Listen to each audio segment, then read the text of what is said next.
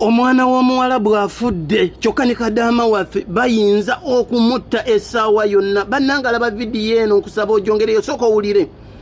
Banamwe munsabira omwana w'abandi afudde, banamwe omwana w'abandi afudde, munyambe muntegerezeeko kampuni.